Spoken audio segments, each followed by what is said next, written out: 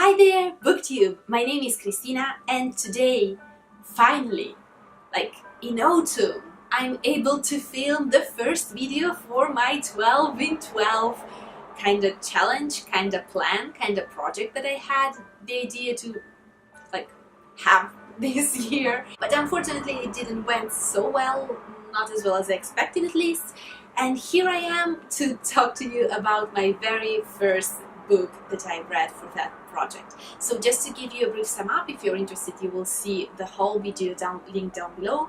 And it's just that during this year or the upcoming year I decided to try and read about 12 countries in 12 months. This will not happen because the first book took me like months and months and months. But the idea still stays because I love it. I've chosen 12 countries, European countries, as a starter, and I will slowly make my way through them. So the very first country that I had was Iceland. And it was very, very difficult to find a book about Iceland that I enjoyed because for some reason a lot of detectives and mysteries and murder and so on stories are set in Iceland. But it's not a genre that I really appreciate. So I was searching for something different, and at the end I completely by chance met this book, and it's La nonna mille gradi by Hallgrímur Helgason. I completely destroyed his name, I'm so sorry. But in English the title of this book is actually... no, I have it in Icelandic, so I have no idea of how to translate it. I will put the translation somewhere here. It's probably Grana at 100 degrees, I don't know. And this book I found it in a used second-hand bookshop. And I don't know, I just enjoyed the cover. It was Icelandic, the author was Icelandic, the book was set in Iceland, so why not give it a try? And let's talk about this book. Okay, this was quite a journey. I started this book probably in February or in March, and I ended it at the end of August. So it took me that much to finish it. It's a bit of a chunker, it's almost 600 pages. But there is something strange about this book. It has quite short chapters, so it's not that easy to go through it. But the story is very, very dense, and it's quite complicated to just sit there and read it all at once. At least for me it was. I needed some breaks. Meanwhile I read other books, other genres, so I needed long periods of breaks, and then I started again. So this book was very hard for me to rate, and I don't remember, maybe I rated it like 4 stars on Goodreads, but it's completely false because actually I didn't want to rate this book. I don't know, I somehow felt that it wasn't right to rate it. But let's get back to the book. This book is the story of the life of Hera. Hera is the grandma that you may see here on the cover, and already from the cover you may get a couple of ideas about what kind of character she is. And Hera, she had the most amazing life. She lived her teenage years all through the Second World War, and then she grew up, she became a strong, independent woman, she traveled all around the world, and it's just basically about her life. But it's told all from her personal perspective, and the book starts when she's very, very old, she's almost dying, and she's living alone in a garage, and everything picks up from there. So she starts to tell her story about how she got there, what kind of life she lived, and it's very interesting to follow everything. The book is written in an episodic kind of way, so each and every chapter talks about a different episode in her life. And it's not for everyone, because if you love to have everything just settled and in chronological order, then it's not something that you will enjoy because it jumps back and forth all the time.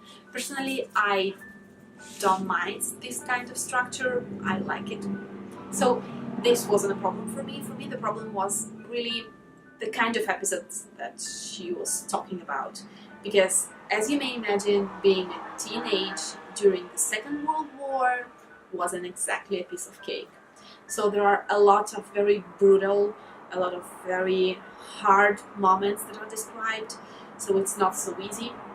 And even when she talks about nowadays, this book is set at around 2009, I believe, 2008, 2009. Even when she's talking about nowadays, it's very hard because she's an old, ill person and she's just talking about life in such a hard way and very, very cynical and very, like, I don't know, disillusioned and just hard to face, but very interesting, and it really allows you to learn a lot about how people grow, how they get old, and what is their thought process. I think that the author made a great job about it, and he has here a female protagonist that is so unapologetic. She is completely crazy for a lot of reasons. She has this very, very strange behavior. She has a very strange emotional pattern, and the way in which she behaves is unusual. But this is like the strength of this, the main protagonist. She's not a likable character. At any moment, this book is not supposed to make you love the main character, just to make you appreciate her strength and to judge her at certain points. But I found that it was very, very just important to read this story and to understand how a person may grow and how she changed throughout the countries that she visited, because she starts from Iceland, but then she ends up in Nazi Poland and Nazi Germany. Then she ends up somewhere, I can't really remember, somewhere in the south of America, and then she comes back to Iceland. It's a whole journey, so you may see so much through her eyes, and it's very formative and very interesting. I personally enjoyed it very, very much. The book itself is written in a very raw, humoristic, not politically correct way. There are a lot of jokes about very serious matters, so if you are picky or if you're very sensitive, then it's not a book that is for you. But if you can stand like a raw, brutal joke at a wrong moment, then you may probably appreciate this book. Sometimes it has the ability to really hit you in the guts. Some moments are painful to read through, but it's supposed to be so. So I appreciated that part too. The difficult part was, for example, the names, because they are all Icelandic names and I know very, very little about Iceland. So I wasn't familiar with the names. It took me forever to understand who is who, and at certain points I still wasn't very sure about who we were talking. The other thing is that the story as it is written, it really makes you think that this character really existed, but it's fiction, at least partly, because the author at the very beginning tells us that some of the characters are actually real characters that existed, historical figures and so on. So I know very little about Iceland, as I said before, and I'm not sure if a lot of those characters were real or not. But you really need to be careful not to mix fiction with reality in this book. And about my project itself, so reading about Iceland, what I got from this book, was it Icelandic enough for me? Let me use this wrong kind of definition. Well, it was much more than this. I was worried that it would be, I don't know, somehow dull and not very interesting, but it wasn't. It gave me a general idea about how life in Iceland was back in the days. And it gave me a really great idea on how Iceland lived throughout the Second World War and how they perceived the Second World War. And it was very formative and interesting and just useful for me. I discovered something new, and it doesn't describe the country in a poetic kind of way, even because it ends around the years of the big economical crisis. So it's not poetic, it doesn't describe you this amazing kind of landscapes. Yes, there is some parts that are deeply emotional, but they are because the character is deeply attached to her land. So that's the reason why you become loving Iceland. So it was kind of a roller coaster together with the character you go throughout her life. That is a roller coaster, and she falls in love with her country, she falls out of love, then back in love, and you just follow her. And it really made me appreciate Iceland.